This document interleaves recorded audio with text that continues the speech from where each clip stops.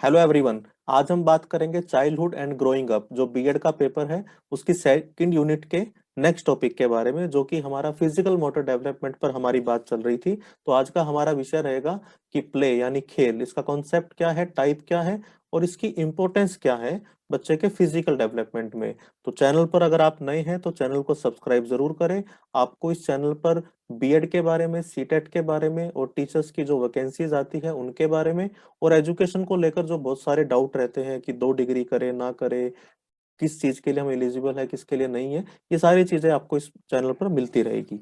तो चलिए शुरू करते हैं। सबसे पहले कॉन्सेप्ट यानी ये प्ले होता क्या है। प्ले एक तरह के हमारे कुछ ऐसी मूवमेंट है बच्चे की जो वो करता है मजे के लिए, लेकिन ये उसके fine and gross motor skill दोनों को विकसित करने में सहायक होती है। तो बच्चे के बहुत सारे स्किल बच्चा, हमने डिस्कस किया था पिछली वीडियो में कि फाइन मोटर स्किल क्या होते हैं, ग्रोस मोटर स्किल क्या होते हैं, तो वो आप डिटेल में वहां देख सकते हैं। तो एक तरह की ये बॉडी मूवमेंट है बच्चे की शारीरिक गतिविधियां हैं जो वो करता है मजे के लिए, लेकिन वो उसके अंदर विकसित करती है कि उसको अपने शरीर को नियंत्रण कैसे करना है, बॉडी कंट्रोल कैसे होगा। जैसे एग्जाम्पल के लिए एक छोटा बच्चा है, वो खिलौने को मारता है, कभी उसे पकड़ता है, कभी उससे टकराता है, फिर उसे धीरे धीरे वो उठाना सीख जाता है। तो ऐसी बहुत सारी एक्टिविटी करता है छोटा बच्चा। कोई भी चीज उठा के मुंह में डालने की कोशिश करता है। तो ये सारी चीजें जो वो करता है ना, इससे उसकी बॉडी मूवमेंट हो रही है, कर बच्चा रहा है मजे के लिए, लेकिन वो अपनी बॉडी को कंट्रोल करना भी सीख रहा है। तो एक तरह वो सिंपल से कॉम्प्लेक्स यानी आसान चीजों से मुश्किल चीजों की ओर बढ़ता जाता है। और अगर सिंपल शब्दों में हम प्ले को डिफाइन करें, खेल को डिफाइन करो करें, तो ये एक एक्टिविटी है जो बच्चा करता है मजे के लिए, लेकिन उससे उसके बहुत सारे फायदे होते हैं, उसका डेवलपमेंट होता है। जैसे उसे पता लगता है सेल्फ अवेयरनेस क्या है, सोशल स्किल उसके अंदर इंप्रूव होती है, समस्या को कैसे सोल्व करना है ये स्किल उसके अंदर आती है, उसके दिमाग को शांति मिलती है खेलकर। और बहुत उसकी एज के जो बच्चे थे उनके साथ बच्चा घुलने मिलने में बहुत सहायक होता है उसका खेलना। तो इस तरह खेलना एक ऐसी एक्टिविटी है जिससे सब तरह का फायदा हो रहा है बच्चे को, फिजिकली भी और मेंटली भी। अब देखते हैं कौन कौन से टाइप के हमारे खेल रहते हैं।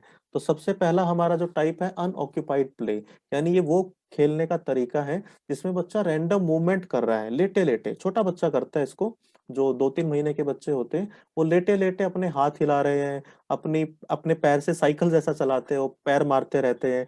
अब वो ये मूवमेंट तो कर रहा है वो अपने मजे के लिए, लेकिन ये भी एक खेलने का तरीका है। इससे भी बच्चे के जो फिजिकल एक्सरसाइज एक तरह से वो हो रही है। तो उसका बेनिफिट क्या है, एक तो वो मूवमेंट करना सीखता है बच्चा, और इन मूवमेंट के जरिए जो उसे मजा आता है ना, ये और मूवमेंट करने को उसको प्रेरित करता है, जिससे कि बच्चे का फिजिकल डेवलपमेंट अच्छे से होता है। दूसरा, एक तरह से वो एक स्टेज तैयार होती है जब फ्यूचर में जाके बच्चा खेलेगा, तो खेलने के लिए उसे जो फ्लेक्सिबिलिटी चाहिए, जो मूवमेंट चाहिए, वो यहीं उसकी बननी शुरू हो जाती है। अब दूसरा टाइप प्ले का है पैरेलल प्ले। अब ये कौन सा खेल है, इसमें क्या होता है, 2-3 साल का बच्चा है, वो साइड बाय साइड अपना खेल खेल रहा है। बहुत सारे बच्चे इकट्ठे हैं, लेकिन एक दूसरे के साथ बातचीत कम कर रहे हैं, लिमिटेड इंटरेक्शन उनका है, अपने अपना काम कर रहे हैं सारे बच्चे, कम इन्वॉल्वमेंट है आपस में एक दूसरे के साथ, और एक दूसरे को देखकर वो अपने चीजों में चेंज कर रहे हैं। जैसे एग्जांपल के तौर पे 7-8 बच्चे खेल रहे हैं, अपना अपना घर बना रहे हैं मान लो मिट्टी से, तो अपना अपना बना रहे हैं, आपस में एक दूसरे के साथ इंटरेक्शन नहीं कर रहे, लेकिन ऑब्जर्व कर रहे हैं कि अच्छा उसने कैसा बनाया है, चलो मैं भी अपना घर वैसा ही बनाता हूँ। बच्चे को किसी का कुछ अच्छा लगा, चलो मैं भी अपने घर में कुछ ऐसी चीजें डाल देता हूँ। तो ये सब काम बच्चा करता है, इसे पैरेलल प्ले बोलते हैं। अब इसके बेनिफिट क्या है, सोशलाइज हो रहा है बच्चा अपनी उम्र के बच्चों के साथ, क्योंकि वो अपना अपना काम कर रहे हैं सारे बच्चे, तो एक दूसरे से उनकी बातचीत भी हो रही है। एक और अपनी चीजों को कैसे संभाल कर रखना है, कैसे उसको प्रोटेक्ट करना है, बच्चा ये भी सीख रहा है। छोटे बच्चे करते हैं ना, मेरा घर है ये, मैं इसको कोई खराब नहीं करेगा, तो उसे वो सब चीजें भी पता लगती है। रोल प्ले करता है बच्चा, यानी वो एक ग्रुप का सदस्य है, तो वहां पर कैसे बिहेव करना है, किसी की कोई चीज अच्छी लगी तो कैसे उसे इम्प्लीमेंट करना है, ये सारी चीजें बच्चा यहाँ पर सीखता है। इसके अलावा है एसोसिएटिव प्ले। अब यहाँ पर कौन सा टाइप है खेलने का, जिसमें बच्चा अपने खिलौने पर कम ध्यान देता है और अपने दोस्तों पर ज्यादा ध्यान देता है, मतलब अपने एज ग्रुप के बच्चों के साथ एसोसिएट हो जाता है वो, और यहाँ पर उनके साथ एंगेजमेंट उसकी बढ़ जाती है, उनके साथ उसका इंटरेक्शन बढ़ जाता है, फिर मिलकर बच्चे कुछ खेलते हैं। जैसे एग्जाम्पल के तौर पे 7-8 एक उम्र के बच्चे मिले और वो एक दूसरे को पकड़ना या छुपम छुपाई जैसे जो खेल होते हैं वो खेलने लग गए, या वो एक दूसरे के साथ चोर पुलिस खेलने लग गए। तो अब यहाँ पर कोई सेट रूल नहीं है, कोई सेट स्ट्रक्चर नहीं है इस पूरे खेल का, लेकिन बच्चे एसोसिएट होकर एक दूसरे के साथ खेल रहे हैं, यानी कोई नियम नहीं है लेकिन फिर भी बच्चे खेल रहे हैं। 3-4 साल के बच्चे ये खेल बहुत आमतौर पर खेलते हुए पाए जाते हैं। अब इसका बेनिफिट क्या है, वो शेयर करना सीखता है अपने आइडियाज। अच्छा अब तुम चोर बनना, मैं पुलिस बनूंगा, अच्छा तुम उधर मत जाना, तुम उधर मत जाना। तो वो आइडिया शेयर कर रहा है, अपनी चीजें शेयर कर रहा है एक दूसरे बच्चे के साथ, क्योंकि यहाँ पर उसे खिलौने पर ज्यादा ध्यान नहीं है उसका। दूसरा, वो प्रॉब्लम सॉल्विंग सीख रहा है। एकदम से कोई चैलेंज आ गया खेलते खेलते, तो उसके समाधान भी बच्चे मिलकर निकालते हैं, कोऑपरेशन में एक दूसरे को कोऑपरेट करते हैं। लैंग्वेज डेवलपमेंट होता है उनका, क्योंकि बच्चा जब इकट्ठे 3-4 साल के बच्चे मिल गए, 4-5 बच्चे मिल गए, तो बातचीत करेंगे, नए नए शब्द सीखेंगे, अपनी भावना कैसे व्यक्त करनी है, कैसे अपनी फीलिंग एक्सप्रेस करनी है, वो भी सीखेंगे। तो ये बेनिफिट इस खेलने का होता है।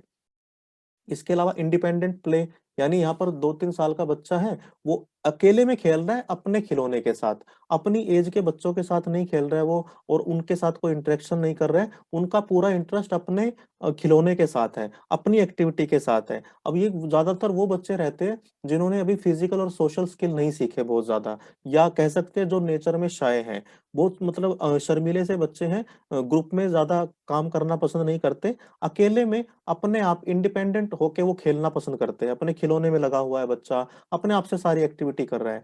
अब इसका बेनिफिट क्या है, एक तो वो बच्चा यहाँ पर आत्मनिर्भर बनना सीख रहा है, यानी वो अपने आप ही करेगा सारे काम, अपने डिसीजन खुद लेना सीख रहा है, क्योंकि यहाँ पर कोई दूसरा बच्चा इन्वॉल्व नहीं है, कोई दूसरी एक्टिविटी इन्वॉल्व नहीं है, तो जो भी कर रहा है अपने आप से कर रहा है। इमेजिनेशन, क्रिएटिविटी, अपने आप से वो सब चीजें सोच रहा है और उसमें क्रिएटिविटी ऐड करके अपने आप से वो आनंद ले रहा है खेलने का। तो ये इस तरह का प्ले बच्चे, जो शाय बच्चे होते हैं, वो ज्यादा खेलते हैं।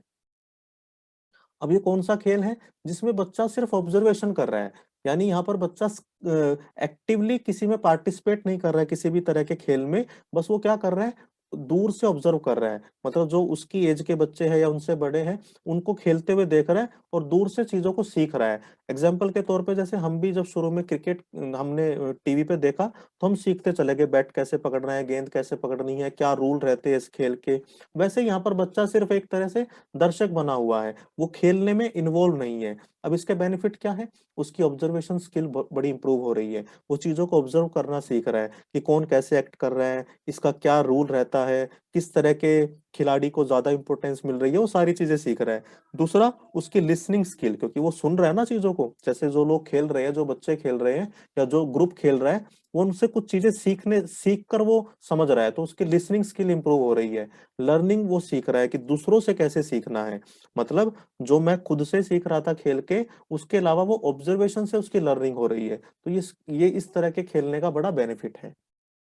कोऑपरेटिव प्ले क्या होते हैं, जब बच्चे आपस में कोऑपरेट करते हैं, एक टीम बनाते हैं और इकट्ठे खेलते हैं। यहाँ पर वो एक तरह से एक कॉमन गोल बना लेते हैं कि अच्छा हमें ये करना है, तो उसको प्राप्त करने के लिए सारे बच्चे एक टीम की तरह आ जाते हैं और मिलकर खेलते हैं। एक तरह से इस तरह के खेलने से बच्चे का सोशल स्किल बहुत अच्छे से डेवलप होता है, कोऑपरेट करना सीखते हैं। तो बेनिफिट क्या है इसके, एक तो वो अपने पीयर ग्रुप के वो समझना सीखते हैं कि वो किस तरह के एज ग्रुप के बच्चों के साथ वो बात करेगा तो उनकी क्या सोचना है, उनके साथ चीजें शेयर करना सीखते हैं। टीम वर्क की वैल्यू करते हैं कि टीम में कैसे काम करना है, क्योंकि अकेले काम करना आसान है, टीम में काम करना मुश्किल है। तो बच्चा सीखता है, क्योंकि यहाँ पर सारे बच्चे मिलकर कुछ एक रूल बनाते हैं और उस पर वो अपना काम करते हैं। दूसरा, कम्युनिकेशन स्किल उसकी डेवलप होती है, आपस में बातचीत करता है, कम्युनिकेट करता है बच्चा, सुनना सीखता है, बोलना सीखता है, समझना सीखता है, तो अच्छे से उसकी कम्युनिकेशन स्किल जो है डेवलप हो जाती है। इसके अलावा जहां पर कंपटीशन होता है, जो ऐसे खेल हैं जिनमें सेट रूल होते हैं, जिनमें गाइडलाइंस होती हैं, इस तरह के खेल जो ऑर्गेनाइज तरीके से खेले जाते हैं, जैसे मान लीजिए फुटबॉल खेल रहा है बच्चा या कोई क्रिकेट खेल रहा है, उसके रूल बना दिए गए हैं, उसमें खेल रहा है, लूडो खेल रहा है, जो बाकी सारी चीजें हम खेलते हैं, ये सारे जो सेट रूल हैं उनको खेलता है बच्चा। और उस इस तरह के खेल, प्रतिस्पर्धी जो खेल रहते हैं, ये बच्चे को एक तरह से ये बताते हैं, बेनिफिट क्या देते हैं इसको, कि रूल के साथ कैसे खेलना है। छोटा बच्चा बिना रूल के खेल रहा था, उसके अपने रूल थे, उसने जो रूल बना दिए बस वही सही थे। लेकिन जब पूरे ऑर्गेनाइज तरीके से कोई गेम होता है, तो वहां पर बच्चा सीखता है कि रूल कैसे बनते हैं, उनको कैसे फॉलो करना है, कैसे अपनी बारी का इंतजार करना है। छोटा बच्चा बिना रूल के खेल रहा था, तो जिसका बैट है वही खेले जा रहा है, बाकी बच्चे बस उसे गेंद डाल रहे हैं। लेकिन यहाँ एक पूरी तरह से ऑर्गेनाइज गेम चल रहा है, तो उसे पता है कि आपकी बारी आएगी तो वेट करना है, टीम में कैसे उसे काम करना है। तो ये सारे तरीके से बच्चा सीखता है इस तरह के खेलने से। तो ये हमारी बात हुई कि किस किस तरह का खेलने का तरीका हो सकता है। अब इनके फायदे क्या होते हैं, खेलने से बच्चे के जीवन में क्या फायदा होता है। सबसे पहले ब्रेन डेवलपमेंट उसका होता है, क्योंकि अलग अलग स्किल वो यूज कर रहा है, कभी प्रॉब्लम सॉल्विंग कर रहा है, कभी वो और सारी इमेजिनेशन क्रिएटिविटी उसके अंदर चल रही है, तो उसके ब्रेन डेवलपमेंट अच्छे से होता है। उसका फिजिकल और मेंटल हेल्थ उसकी अच्छी रहती है, क्योंकि जब बच्चा खेलता है तो उसे मजा आता है, तो इससे उसकी मेंटल हेल्थ अच्छी रहती है, बच्चा खुश रहता है। दूसरा, वो फिजिकली मूवमेंट करता है तो उसका फिजिकल हेल्थ भी उसकी अच्छी हो जाती है। क्रिएटिव थिंकिंग उसके अंदर आती है, क्योंकि वो प्रॉब्लम सॉल्विंग करेगा तो हर बच्चा अपने अपने तरीके से कुछ क्रिएटिविटी उसके अंदर ऐड करेगा, तो उसके अंदर रचनात्मक सोच विकसित होती है। इसके अलावा बच्चे की जो लैंग्वेज है, कम्युनिकेशन है, इसके अंदर सुधार होता है, उसकी वोकैबुलरी इंप्रूव इंप्रूव होती है, क्योंकि वो दूसरे बच्चों के साथ मिलता है, उनके साथ मिलकर खेलता है, तो बहुत सारी चीजें वहां से सीखता है बच्चा। उसको पता लगता है कि मुझे अपने इम्पल्स पर एकदम से कुछ मन कर रहा है करने का, उस पर कंट्रोल कैसे करना है, क्योंकि वो एक ग्रुप का सदस्य है, एक टीम का सदस्य है, तो उसे समझ में आता है कि मुझे अपनी बारी का वेट करना है। अपने इमोशंस को बच्चा कंट्रोल करना सीखता है। उसके अलावा उसकी जो सोशल दक्षता थी, कॉम्पिटेंस थी, वो मजबूत होती है कि समाज में कैसे बिहेव करना है, कैसे दूसरों को समझना है, किस तरह मैं एक समाज के सदस्य के तौर पर मेरे कुछ रूल है, मुझे उन्हें फॉलो करना है, कुछ कोड ऑफ कंडक्ट है मेरे, तो ये सारी चीजें बच्चा सीखता है। तो ये सारे फायदे होते हैं जब बच्चा खेलता है। और क्या मैंने आज आपको बताया कि खेलने का कॉन्सेप्ट क्या है, किस किस तरह के खेल रहते हैं और उसके क्या क्या फायदे होते हैं। तो मैं उम्मीद करता हूँ कि आपको आज का लेक्चर अच्छा लगा होगा। आप चैनल पर नए हैं तो अगेन आपसे रिक्वेस्ट है, सब्सक्राइब जरूर करें, और आपने सब्सक्राइब कर रखा है तो अपने दोस्तों के साथ इस वीडियो को शेयर जरूर करें, लाइक करें, और मुझे कमेंट सेक्शन में बताएं आपको वीडियो कैसी लगी। अपना ख्याल रखिए, जल्दी ही मिलते हैं नेक्स्ट टॉपिक की वीडियो के साथ।